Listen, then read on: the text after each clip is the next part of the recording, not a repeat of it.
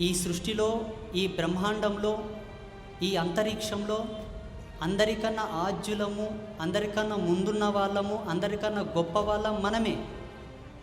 హిందువులం, సనాతనులం. మనదే supreme power, మన ధర్మమే గొప్పది. ఎలా, ఏ విధంగా? ప్రూఫ్ లేకుండా ఎవడు నమ్మడు కదా, సాక్ష్యాలు లేనిది ఎవరు నమ్మరు కదా. ఒకసారి ఆలోచన చేయండి. బ్రహ్మాండము అన్నారు, ఈనాడు పరాస్త్రీ స్వామి అంటున్నాడు అనుకోకండి, మొన్న ఇంకెవరు అన్నారు అనుకోకండి.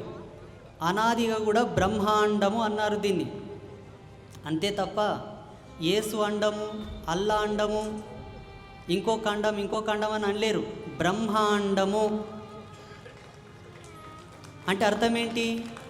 బ్రహ్మతో సృజించబడినది ఈ సృష్టి. ఎవరు బ్రహ్మ? మన దేవుడు.